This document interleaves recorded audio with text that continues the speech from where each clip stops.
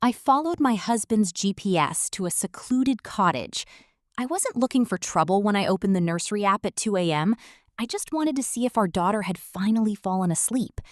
Instead, I saw my husband, Julian, standing by the crib, whispering into a burner phone I didn't know he owned. For the next month, I lived in a state of hypervigilance, documenting the slow decay of our trust. Julian started taking emergency calls in the garage and leaving for long drives at midnight.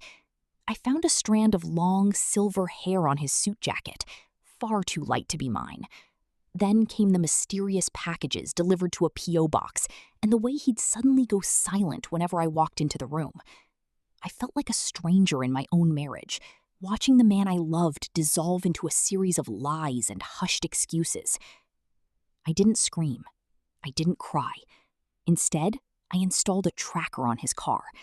I watched that little red dot move across the map every Tuesday, stopping at a secluded cottage 2 hours outside the city.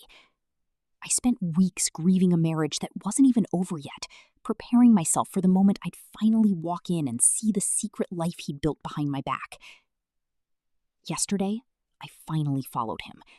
I waited until he entered the cottage, gave it 10 minutes, and then threw the door open, divorce papers gripped in my shaking hand. But there was no mistress waiting in silk sheets.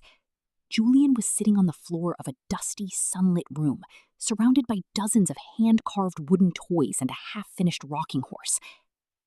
The silver hair belonged to his mother, whom he'd moved into a nearby care facility after her diagnosis.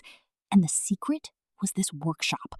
He hadn't been searching for a new life. He was desperately trying to hand-build a legacy for our daughter because he was too ashamed to tell me he'd been laid off 6 months ago. He wasn't breaking his vows to me. He was just drowning in the silence of trying to be a provider.